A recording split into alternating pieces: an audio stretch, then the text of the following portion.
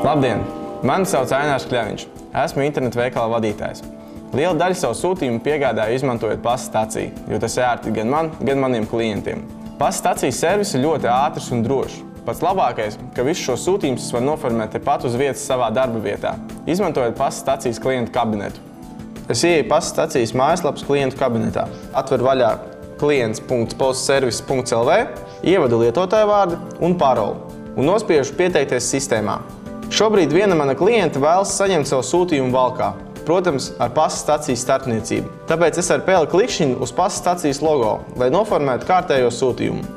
Sarkanās jautājumzīmes šī formā man palīdz saprast, kuras ir obligātās ailes, bez kurām pasūtījumu nevar veikt. Kad man ir jāsteidzās laika ekonomijas dēļ, es aizpildu tikai šos laukus. Pirmais obligātais lauks ir kontaktinformācijas lauks ar nosaukumu Man pasta stacija.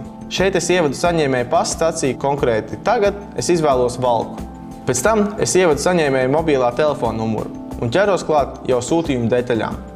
Ņemot vērā, ka šo formu nepildu pirmo reizi, es nerakstu savu sūtījumu izmērus, bet vienkārši atzīmēju atbilstošo kategoriju.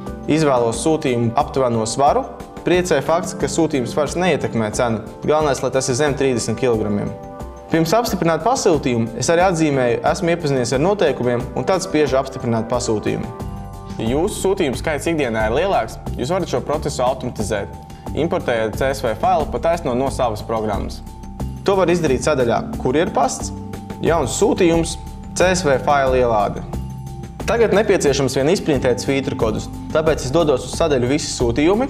Te ir redzami visi sūtījumi, un šeit es arī izprintēju sev vajadzīgos svītru kodus, nospiežot uz printeru ikonas pie atbilstošā sūtījuma un līmēju šos svītru kodus uz sūtījumu. Man biznesā vienmēr patīk kontrolēt situāciju, tāpēc man ir liels prieks, ka es varu saviem sūtījumiem sekot līdzi internetā.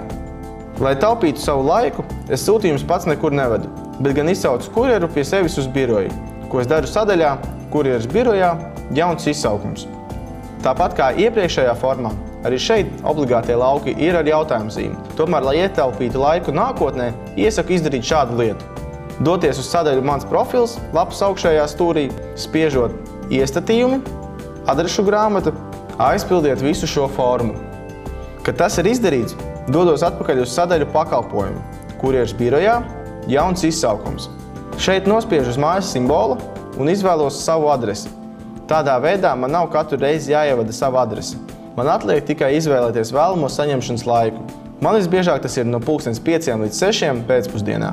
Atzīmēju, ka esmu iepazinies ar noteikumiem un atzīmēju sūtījumus, pēc kuriem es vēlos izsaukt kurjeru. To var darīt uz atsevišķiem sūtījumiem, kā arī uz visiem kopā. Šobrīd pulkstenis jau tuvojās 3 pēcpusdienā. Līdz ar to atzīmēšu visus sūtījumus, jo, ja izsaukšu kurjeru vēlāk, pasta stacijas darbinieki nepaspēs piegādāt sūtījumu nākamajā dienā. Lai es varētu nodot kurjeram visus sūtījumus, es dodos uz sadaļu Visi izsaukumi, kur atbilstoši kurjera izsaukumam nospiežu uz printeru ikonas, lai izprintētu attiecīgos pieņemšanas nodošanas aktus. Šī brīdī viss ir izdarīts. Atliek vien uztaisīt savu kafiju un sagaidīt pasta stacijas kurjeru. Man, kā uzņēmuma vadītājiem, ir ļoti svarīgi, lai šie sūtījumi tiktu piegādāti ātri, ērti un droši. Piemēram, šis klients savu sūtījumu saņems jau rītdien, Valkas pasta stacijā. Kad sūtījums nonāk pasta stacijā, klients saņem īziņu ar sūtījumu kodu. Klients ievada saņemto kodu un saņem sūtījumu.